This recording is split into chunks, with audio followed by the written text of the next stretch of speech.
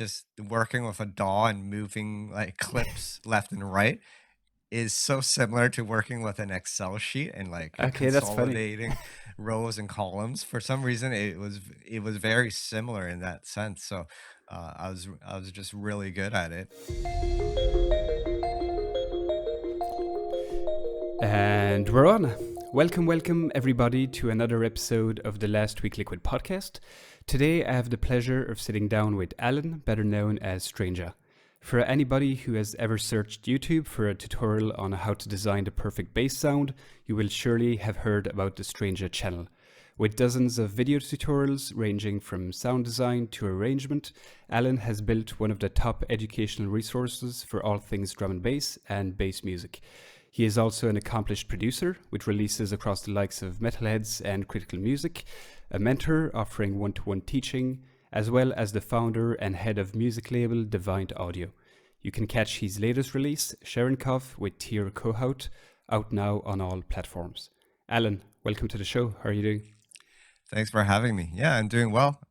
Just getting my week started, planning for my next video. So yeah, just grinding out as usual. Yeah. How are things in you're in Toronto, if I'm Yeah, not in mistaken. Toronto, Canada, and things are slowly starting to open up. We're able to go to stores again, so I am looking forward to the warmer weather. Looking forward to being outside, cycling, and having barbecues and picnics. So lots to look forward to. Yeah. What's the what's like the general like weather in Toronto? Because my knowledge of Canada is quite limited, and I know if you're on Vancouver or Quebec, it's like different countries. So what's it like in where you are? Yeah, Toronto is just about 6 hours from Montreal, Quebec. So weather is somewhat similar. So we do have four seasons. Our winters get pretty cold. It gets down to like negative 15 degrees Celsius, even more. Sometimes we get snow. Okay. Yeah. But springs are great. Autumn is great. Summer is great. And we Hmm. get decent amount of sunshine during those periods. So I think it's a good place. I Hmm. enjoy living here, and we have tons of different foods to eat, places to go, things like that. So it's a cool little city. Mm. Are you were you always based in Toronto? Is that where you grew up and lived in all your life? Yes. I've born and raised in Toronto, Canada. So yeah, it is Awesome. my home. Yeah, it's definitely a place I wanna visit. One of my best friends moved to Montreal last year. Uh, I was planning on going to visit him. I'm in Europe. Unfortunately, it hasn't really happened yet. But Yeah, yeah, I've never been to Canada, and I really want to just go visit there. Vancouver, I've heard a lot of great stuff there as yeah. well. Vancouver's nice. Yeah. What's kind of the hotspot for like music, drum and bass in general in Canada? Would it be Vancouver, Toronto? It can be argued many ways. Mm. Toronto was outside of the UK. We had the biggest drum and bass scene. Okay. Uh, Closer to the late 90s, early 2000s. So we would have raves that would almost champion the UK raves. We would get 20,000, 30,000 people at a rave. But those were the heydays of the rave scene when there were less restrictions.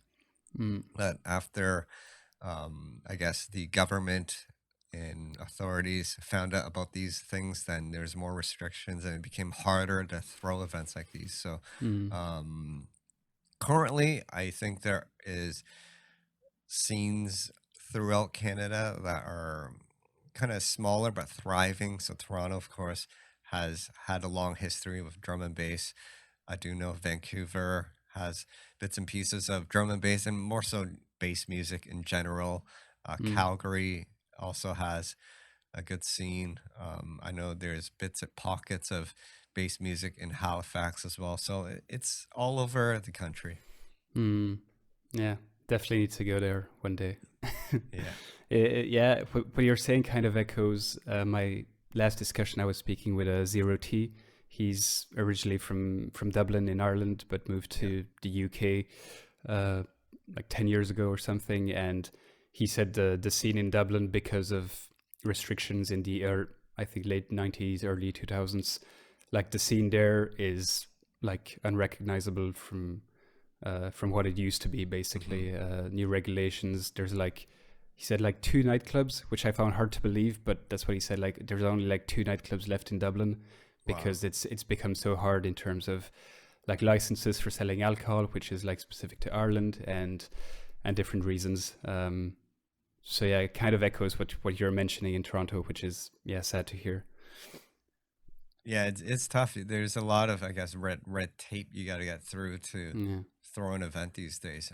It still happens, and I've had success throwing events over the years with my crew. So I have an events company called Rump Shakers, and we've thrown some pretty big underground warehouse raves here with massive sound systems, and you can still do it. It's just a bit harder. It takes a little more Mm. work and more teamwork, but it happens, and hopefully once all this is over, we can start throwing events again. Yeah. Yeah, absolutely. Okay, so that's one thing I missed out in the intro is your event company. I wasn't aware you also had that. So how many different jobs do you have? Because you feel, it feels like you're busy with so many different things. Yeah, for Um, sure. what's your main focus at the moment? Well, main focus right now, of course, is my YouTube channel and teaching music. So I've been around in this industry for about how long? 20. Well, I started making music in 96 and got my first record signed in 99. So I guess professionally or just being published, I've been around for about 22 years. So I've seen my career grow and evolve as the scene has evolved. So started making music, producing music, as you mentioned, got music on some pretty established labels out in the UK, such as Metalheads, 31 Records, Renegade Hardware, Critical Music, Hospital. So I've been fortunate enough to get my music out and heard on an international scale, and through that, things have just evolved and into my current status more as a educator. I've always taught in a way, in Mm. terms of teaching friends, and then I moved on to teaching officially in a small setting in Toronto at a school called Off Center DJ School. Mm. So I think I've always had a knack for instructing and teaching, and it just grew naturally. And I realized that this was my next step in my career to teach and empower the next generation of students or producers to Mm. take on this music. Yeah. Did you, when you decided to like move into the YouTube game, so to speak, Hmm. did you kind of foresee what it, all that it entailed? Because for some people, it's like, oh, you've just filmed yourself and then you upload it and that's it. Whereas clearly, from what I saw on your channel, there's like a ton of work that goes behind everything, creating the videos, but also then all the marketing aspect. Hmm. Was that something that you were like expecting, that you knew what you were getting into, or did you kind of learn just as you were doing it? A bit of both. So I've always been encouraged to start a YouTube channel, but didn't take it too seriously until last year. But even last year, when I started, or a year and a half ago, I started putting videos up, but they didn't really get much traction. So I didn't think it would actually blossom into a full career. I just did it passively. And then around March 2020, I just read some articles about some other YouTubers unrelated from a different industry. There's this YouTuber, they were like living out of a van, and they were doing videos about how they were living and Mm. making things happen in this lifestyle, and they had just had like 4 or 5 thousand subscribers, and they were talking about how they were able to make a sustainable lifestyle. And that's when I realized, oh, you can actually make this happen and make this into a career. So that gave me a little more hope and understanding in that you can actually make this into something. So that's when I started to um, take the YouTube production a little more seriously and put out Mm, videos more consistently. And then I started researching more on the marketing aspect and the SEO aspect of YouTube and social media and how to optimize it. And that's when mm. things started to really grow. So yeah, let's actually dive into that. How, like for example, when I just did a quick test and I typed before this chat, I typed a DNB tutorial base on YouTube, and on the first page I had like 5 videos from your channel. Mhm. So I'm curious how much of a conscious effort you put into like marketing and yeah, what you focus on really to make your content jump out. Yeah, so you're right. Half of the battle is marketing. As a musician, that has always been the case in that they say it's 5% talent and 95% business. And that is so true because if you don't have the business skills and marketing know-how to get your product out there, then your music is just going to stay on your hard drive forever. So Yeah. I definitely encourage everyone out there that wants to make it to learn to build your marketing skills, social media skills. So yeah, it is a conscious effort when I produce a YouTube video. For example, I'm looking for tag optimizing my tags so that when people search for related content, my videos will show up. Um, and it's is the same for social media for like doing Instagram, engaging with the content, looking creating content that people will engage with. I think that's the most important is really understanding the person on the other side and what kind of content Mm, would they value because first and yeah. foremost you need good content because even if you have good SEO or tags, no one's gonna click your content if it doesn't engage them, if it isn't something that they want to see. So the first part is understanding your audience and Mm. understanding what they want, right? And then finding out how you can deliver content that could meet that kind of desire. Yeah, yeah. So from like when you started doing this YouTube thing more seriously, was it from just from a point of view of like I want to teach more and this seems like a natural outlet, or was there more of a like also an analysis of hey, this is like missing in the market at this moment, maybe this is something a void that I can fill? How did you kind of approach it? Yeah, I definitely saw that. I mean, there have always been there's been some great YouTube channels that do drum and bass. So I will say that shouts out to Artifacts, Let's Synthesize, TC. So there's been channels around. I think that every producer has his own story and his own process. So I wanted to share my way of doing things, and I felt that there were some sounds that I couldn't find on YouTube that and I felt that I wanted to, I guess, fill that void using your words. So, Mm, um, yeah, so before I got into YouTube, I was working the corporate job for about 15 years and after I left that job, I was kind of just really struggling to find out what was the next step to my career and what should I be doing. And I tried a number of things. I started a video company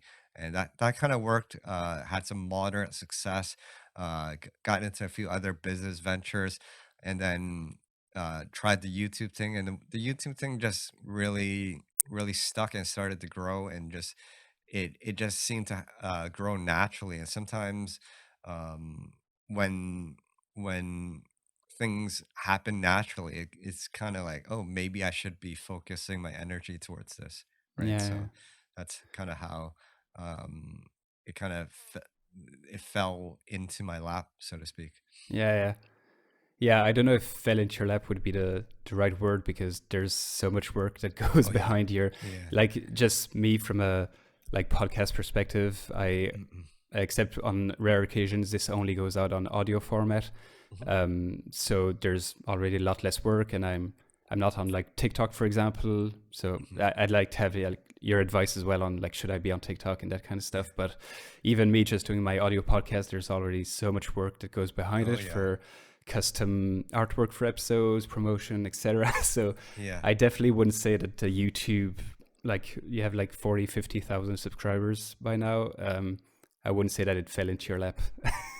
Yeah, I mean, what I'm saying is, you first have to do the work, of course, and then once you start doing the work, things seem to work out for you, and it Mm. kind of builds momentum, and then it's like, oh, okay, maybe I should keep building on that momentum, and things eventually kind of work out for you. Yeah, yeah, yeah. Well, one thing I'm curious is you talked about figuring out who listens to your content or watches your content and figuring out what they Mhm. want to know and learn. How do you how do you go about that? How do you go about exchanging with your community and really tapping into what people want to see? Yeah, it really is just that, is engaging with your audience, and and just knowing that that is a person on the other side. I think that's really important, is that when you're dealing with people on a one-to-one basis, even though my network is about, well, it's about 36,000 right now. I don't look at like that. I look at like I'm interacting one to one with a person, Mm, and I'm always going out there, putting out content to engage with that community and finding out what kind of things they're into, what kind of music they're into, what kind of technology they're into, what they're into learning, and from that you get an understanding um, of what kind of questions they want answered and what kind of content they could connect with. mm. So would that be mostly through like just comments on YouTube, or is it Mm. like I know you have a newsletter as well, so do you use like surveys, or like how do you go about it? Yeah, yeah. I put up polls. I interact with comments. I post on Instagram, TikTok, and I get a lot of engagement there, so I can have a Mm, discussion and conversation with people on those platforms and get to know who they are and what they're looking for. yeah. Yeah, I've found from my limited experience doing this podcast, the community aspect is one of the most rewarding aspects. Like Hmm. when people, like I remember the first comments I received from people saying, "Oh, that episode was really good. I learned a lot," or whatever. Hmm. That was like the best feeling ever. Yeah. Yeah, it is it's a very rewarding feeling, and feedback has been overwhelming ever since I started this channel. I get people emailing me all the time telling how my content has helped them, has got them back into producing, has inspired them, and it, Yeah. it some people even say it's changed their lives, which is, I'm kind of humbled to hear people say that. I'm just here giving you what I learned and passing it on, and if it helps you, that just shows that I'm doing my job, and I'm very thankful and grateful for everyone that's supported me and reached out to me. Yeah. So you mentioned you were doing teaching lessons before the YouTube Mhm. channel. Was that like drum and bass or electronic music specifically, or were you teaching other things before that? Yeah, so at Off Center DJ School, I was teaching Ableton, and we had students from various musical backgrounds, people that were into EDM, house, hip hop, trap, a few drum and bass heads, dubstep. So it was more about giving them the skills and know how on how to use the technology to create. Okay. Yeah. Yeah. Okay. Yeah, it's interesting how sometimes like because there's a lot of tutorials going about now in Hmm. on YouTube, and it's not always the best producers or the most like accomplished producers that you look up to that might be the best teachers. It's Hmm. like a very different skill set. What have you kind of learned teaching all those years? What makes, in your opinion at least, like a what makes a good teacher? Yeah, so I appreciate that question, because it is true. Just because you're a great producer doesn't mean you can teach. It is a skill that has to be learned. I mean, some people it comes naturally. One for me, one of the first things is just understanding the person that wants to learn, and understanding how this person learns, and how you can communicate those ideas in a way that they can understand. So you have to really understand what level they're at in terms of their Mm, experience and skill level, and ha and um how to communicate those ideas to them. And some students are a little more hands-on, where I can show them something and they could do it themselves and learn by repetition. And then there are students that are need more kind of uh, I guess articulation and kind of provide that background theory of Mm-hmm. understanding why something needs to be done this way, that kind of thing. And then there's students that they just need a little bit of information, and they prefer to just experiment and find their own way like that. So Mm. everyone is different, and that's the main thing, is you have to understand everyone's at a different level and they learn in a different way. And Mm. as a teacher, it's about adapting your teaching style so they can understand that piece of knowledge. Mm. Yeah, it's almost like teaching is like it's all 50% of it is like listening. Hmm. It's like listening. It's not just talking and sharing your knowledge. It's half of it is first like understanding, listening to what people Yeah. need, and then providing what matches that Yep. person's needs. Yeah. Yeah. It's Yeah. like if you're trying to teach a baby something, you wouldn't be speaking in like, I don't know, speaking in like, if you want to teach a baby physics, you wouldn't be showing Yeah, yeah, like yeah. them formulas and stuff. You'll be saying 1 + 1 is 2, that kind of thing. Yeah, So it's like, it's not dumbing down, but it's just communicating them on their level, right? yeah. No, absolutely. Hmm. There were these videos of like YouTube. I don't know who was making them, but it's like six concepts. Well, one concept explained like six different levels of Mm. complexity, and Yeah. one was like harmonies, and so they were explaining harmonies to like a child, and it's like you sing and then somebody else sings over it like different notes, and then it went all the way to like physics, like waves and all of that, like what is a That's cool. harmony, like really That's interesting. cool. Yeah. Yeah. So it kind of echoes what you were saying Yeah. there. That makes sense. Yeah. So yeah, just staying on YouTube because it's a topic I haven't had the chance to explore with any guests in the past, and I really want to drive home the like the amount of work that goes behind it. Can you kind of walk me through what happens basically between the moment you have an idea for a video all the way to when you actually hit publish, and and maybe even after you hit publish? Yeah, so the way it works is, as I mentioned, I engage with my community. I always ask them what they want to learn, that kind of thing, and I'm always keeping notes of all these ideas. I'm also, throughout the day, ideas might just pop in my head, so I'm always keeping a list of all these ideas. So um, as I plan for the week or for the month, I go through these ideas and look at which ones are, I guess, most important or most in demand based on what I've noticed in my community, and I choose that topic. And then I would then take that topic, and then I open up Ableton and start playing with some sounds. For example, if they're looking into doing snare design, which I did recently, Yeah. I would do some research on how to do snare design. So sometimes it's things that I want to learn, because you Yeah. can't learn everything. I don't know everything, and it's something I've always said on my channel. I try to be authentic about this, because you can never learn everything, and I do encourage other people out there to learn from everyone, and everyone has different techniques and styles. But going back to that, is that a lot of times there's things that I want to learn, and if I can learn it, then I can share it with my audience, right? So snare design, that's something that popped up in my channel that people wanted. It's something that I don't really know how to do. It's something I struggled with for many years. So I decided to do that last week. So I did some research. Well, even before that, a month ago, started doing some preliminary research on YouTube and other channels. Was watching Metrics, a YouTube video, and how he does Mm. the snare in Hackers.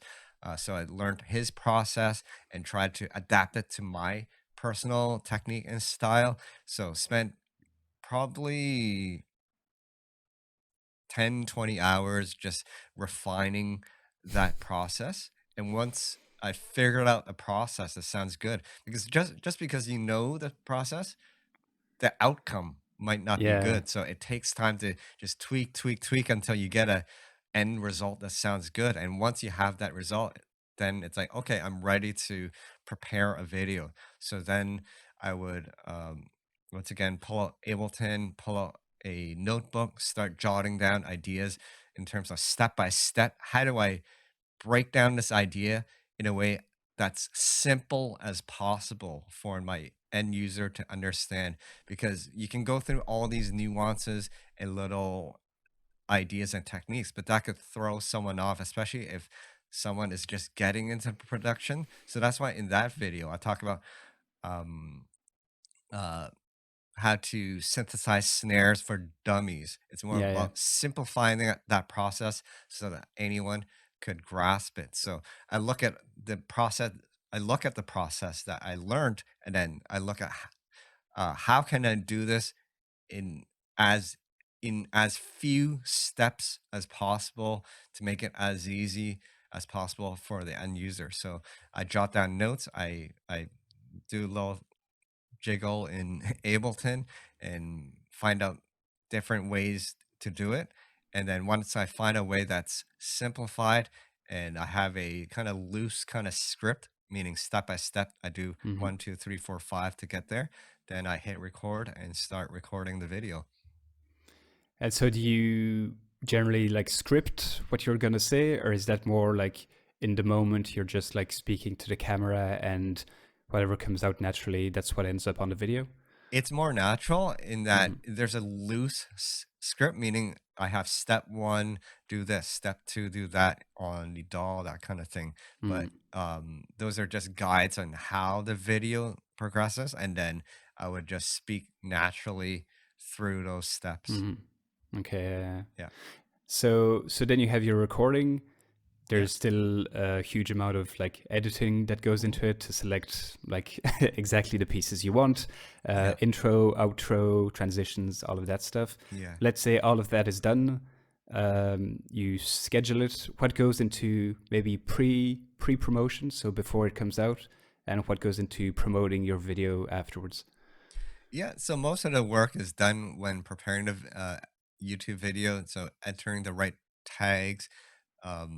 So finding out a or coming up with a thumbnail that would attract people. So one of the most important things about a YouTube video is its title and thumbnail, Mm. because that's the first thing that someone sees. So it has to be something that grabs attention and makes that person want to click and view it. So that does require time to figure out what is a title that would grab attention and make them want to open it up. So, Mm. so there's that finding out the right tags so it comes out when you search for a relevant material, and then designing a thumbnail that's attractive, that makes someone wants to click.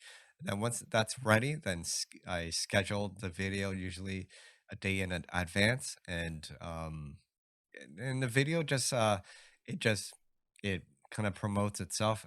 It gets Mm. sent out when it's launched on YouTube. It gets sent out to anyone that's subscribed to my channel. I do put out some notices on my social media platforms on Facebook, Twitter, and Instagram, so that people on those networks are notified when I have a new video, and then it Mm. just kind of snowballs from there. Okay. So how, like, just ballpark, how many hours would you say go into one 20-minute long video from the Yeah, early yeah, prep to yeah. yeah, probably 20 to 30 hours to prep a video. Yeah, Yeah.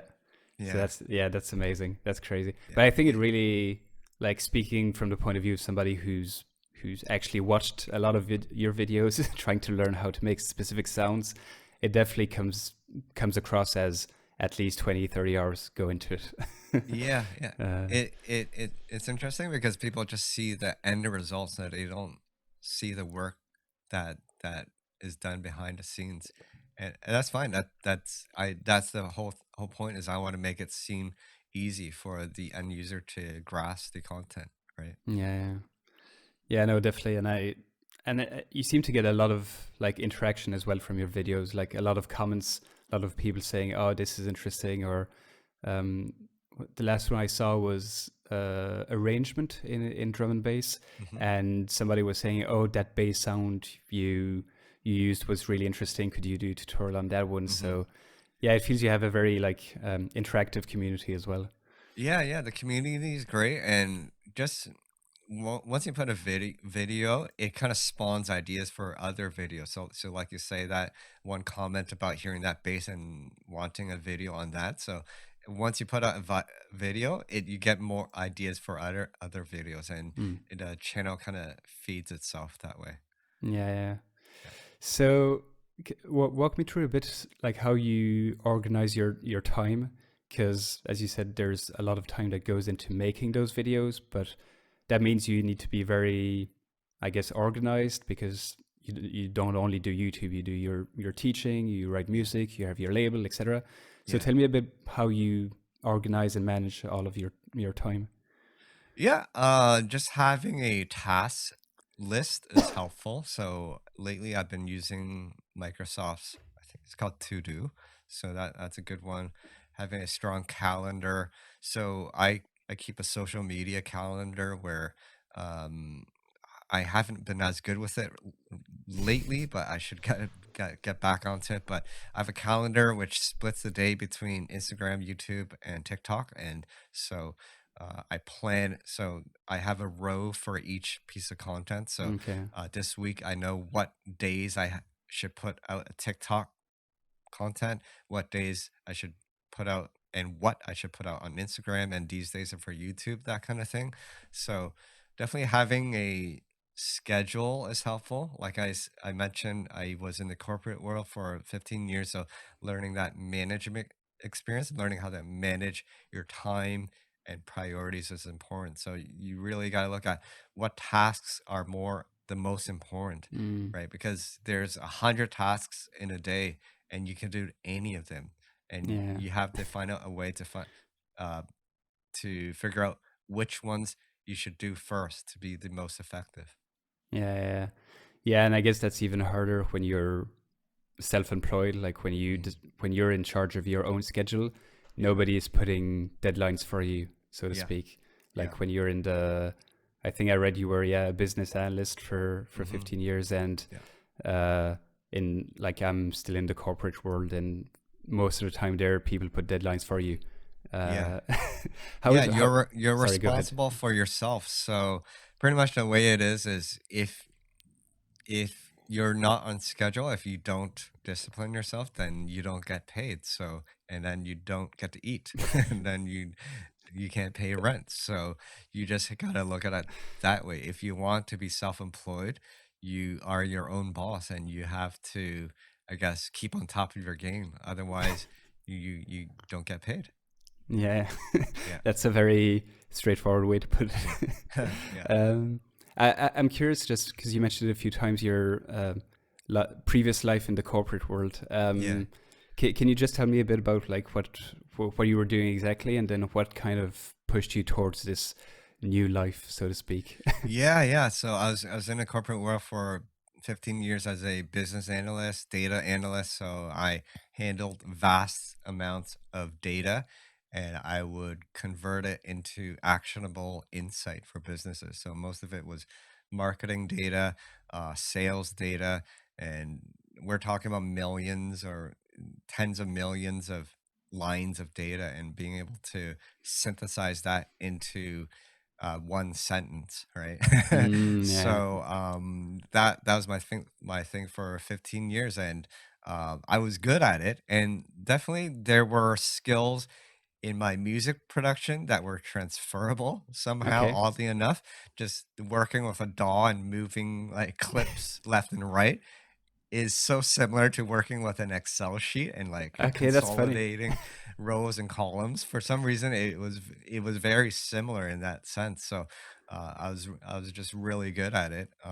But it wasn't something that was fulfilling personally. It paid the bills, but I didn't feel happy there. And so a couple things happened over. I just working and feeling burnt out and not feeling fulfilled. I just didn't feel happy there, and I went on vacation 3 years ago, came back, and they terminated me. A Oh couple wow. things happened. My boss didn't like me. I started to just be disengaged from work. I had a few health Mm, issues, and it kind of snowballed, and they just had to let me go. So that was about 3.5 years ago, and that's when I had to really think about what should I do now. I don't have a job. Do I want to go back into corporate world? Do I want to do my own thing? Well, this is a great opportunity now because now I'm not working. I can do what I want to do. I had a bit of a severance pay, so I had some time to think about it. So, like I mm, said earlier, I tried a few different business ventures. I tried launching a video company, which had moderate success, but it was good because it taught me the video skills which I yeah. now use for my YouTube channel. So, yeah, so when I left that job, tried a couple things, and then finally decided to take on YouTube, and it seemed to work really well. And it there it almost felt like there was a calling that this is what I should be doing, and that's when I decided my mission statement is that I'm here to Yeah. demystify music production so that anyone can succeed, and that has seemed to work out well for me. Yeah, absolutely. I find it really inspiring that you were in the corporate world in like in a job that maybe you didn't enjoy fully for 15 years and then found something that really inspires you, because Yeah. in today's like social media guru age, it's all about like follow your dream and find your passion, follow your passion. And I know a lot of people around me, like they're 20, 25, whatever, and they're not really sure like what their passion is, what their dream is, Hmm. and then they start questioning themselves of like, okay, what is my dream? And because it's easy to say follow your dreams, but what is your dream? And Yeah. sometimes, as is like I'm reading between the lines, but as is with you, it takes time and different steps before you actually find something that really inspires you. Yeah. Yeah. For You're right. For some people, we're fortunate enough to know what our passion is early on, although it may not have worked out immediately. And there's some people that may not know. And I guess my only advice is just try different things until you find something that you enjoy doing. That I think that's the most important. If you don't enjoy doing it, then eventually you're gonna lose focus. You're gonna feel disengaged, which happened to me, and I stopped. I just it For my corporate job, I just felt disengaged, and it just Mm, shows. And so it's just important to find something that you enjoy doing, because if you enjoy it, then you feel more focused and you'll succeed further. So um for the YouTube thing, I mean it for some it might seem like it was an overnight success, but I've been in this music industry for 22 years. So you can say that it's taken 22 years to get to this point, because it's taking that much time to learn what I've learned in terms of my technical skills, as well as understanding the music industry and meeting the right people, and mm. then learning the marketing skills. So I'm not saying it has to take you 20 years, but my journey has been that long up to Yeah. this point. Yeah, yeah, no, absolutely. People often see the end result Yeah. and not the journey behind it. Hmm. I read this article a while back when Pokemon Go was really exploding, and I think the name of the article was something like the story of a 15-year overnight success. And it was basically explaining that Pokemon Go was built on a lot of different previous technologies and previous games that didn't really succeed to the Yeah. same level. And Yeah. then a combination of a lot of different uh, past experiences and stuff converged into Pokemon Go, which became an overnight success. Yeah. Um, Yeah. That I can totally relate with that story, and it makes so much sense. And you're right. So you gotta keep at it, and Oh, and be adaptable and flexible. So know what you enjoy doing. So I enjoyed doing making music and producing. And while I had moderate success, I wasn't able to leave my corporate job. So you got to keep doing it and be open to different opportunities. So I kept making music, and then teaching was on the background. I didn't really take it seriously, and then realized, oh, maybe I should shift my Mm, career. It's still in the music industry, but it's more towards teaching as opposed to yeah, producing. So you just have to be open to different opportunities. It might not be exactly what you want to do, but it could be related, right? yeah, yeah. No, absolutely. Yeah, Just conscious of time, so I don't want to drag this sure. Yeah. too long. But there is another topic that I really wanted to talk to you about. I Hmm. read you've been doing meditation for a number of years now, Yeah. specifically mindfulness. It's something I experimented with mostly last year during lockdown. Hmm. Kind of dropped off now. Every day I say to myself I should start again. Hmm. um, and I think it's something that a lot of people might find useful. Hmm. There's still a lot of misconceptions about what is meditation. So could you maybe tell me how you got into meditation and what it brings to you? Yeah. So I started doing yoga about 15 years ago. So just being exposed to that community, I was learned about the ideas and practice of meditation, and I've always been curious about the, I guess, spiritual side of life, and I've and read tons of different books about different practices and different modalities and ways to look at life, and mind mindfulness meditation just seemed to be a useful tool. It's some say it's spiritual, but it's also scientific, right? It's Mm, simply just being present with your thoughts, or being present with the moment, and being present with your physical sensations, right? So for some, they might think it's woo woo, but it really is just simple as that. It's just being sitting still and observing what's happening internally, right? mm, And from that, you can really have a deep understanding of what is happening within. And and one of the things for me is that just being interacting with the world can seem very chaotic, especially when I was working in the corporate world and being in the office and interacting with people. There's just a lot of um a lot of push and pull in terms of yeah, mental and emotional energy, and that could create almost like inner turmoil yeah. or chaoticness inside. Imbalance. Yeah. Yeah, and if you don't take care of that, it could build up and you could become depressed or whatever. So I really had to understand what was happening within, and through meditation, I was able to find a way to kind of find an anchor in my Mm, mind, right? And yeah. be able to filter certain feelings and thoughts out to find clarity. So Mm, that has always been an important thing, and it's a daily practice because it's just like brushing your teeth or taking a shower. If you stop doing it, then you're going to be dirty. So so yeah. it's the same thing. If you stop meditating, your mind's going to get clouded. So it's and I do believe that for me it's an essential practice, and for anyone that is curious about it, I do encourage you to look into it. It really isn't that difficult. As I said, it's as simple as just sitting with yourself and just being still, just trying to find some stillness within.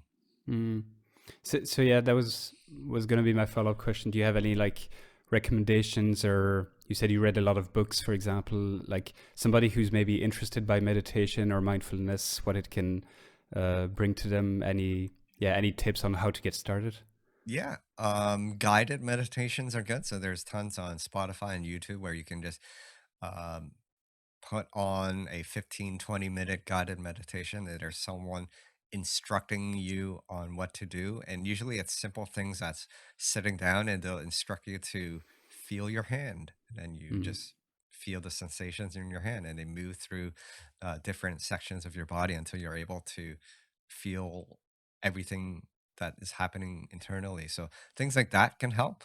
One of the most influential books for me has been Eckhart Tolle's Power of Now. So that gives you a deeper understanding of what is happening internally and how we interact with the world and what is happening in I guess, internally and externally. So that book has been very helpful. And Eckhart Tolle has a really good YouTube channel, so you can watch his channel. He gives, I guess, lectures and talks about Mm. being present and that kind of thing. So those are, I think, the main things I would advise. Check out Eckhart Tolle and find some guided meditations.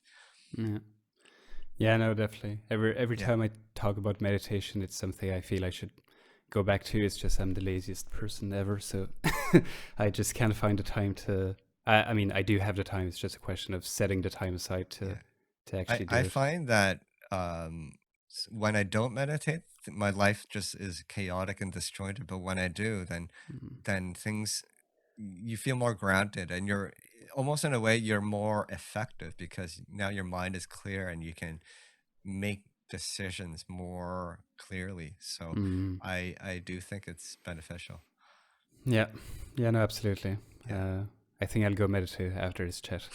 It's decided. Yeah. um, Listen, I'm gonna leave it at that. Just conscious that you're a busy man. You were telling me you're preparing your videos for the week, etc. Hmm. So, gonna leave it at that. But All right. yeah, I really enjoyed this chat. Thanks for coming on. I think people are really gonna enjoy this one. Yeah. Um, Maybe before we shut off, we spent a lot of time talking about YouTube, but as I mentioned, you have a ton of other stuff that you do, your label, mixing, mastering, whatever. So Hmm. maybe last few minutes, what do you want to plug maybe for our listeners? Yeah, for sure. Well, Simon, just want to say thank you again for inviting me to your podcast. I enjoyed our talk. And if anyone wants to look me up, it's easy. Just search Stranja, STRANJAH. Mainly, my main focus is my YouTube right now. So check me out there if you want to learn music production with regards to drum and bass, dance music. I also sell Serum preset packs and Ableton templates if you need tools to help you improve your creativity and access your creativity, then you can find those tools on my website, it's stranja.com. As well, I have a record label called Deviant Audio, and we just put out a new album by Tier Kahoot, so you can check that out. We have a Bandcamp where you can check it, or you can just stream it on Spotify and all your favorite streaming platforms. Other than that, I'm always producing content on TikTok and Instagram, so find me there if you want to engage. Awesome. So last question, should I be on TikTok? Uh, it's a fun platform and it's easy to grow if you can figure out its algorithms. So Okay. if it is it a lot of people are on it, a lot of the younger generation. If you want to engage with that community, then it's Mm, definitely a place to go. yeah, yeah. Might be my next step. I need to think about it. Cool. But anyway, Alan, thanks a lot again for your time. Really enjoyed this, and all the best with all your different ventures. Awesome, Simon. Thank you as well. Cheers. Cheers.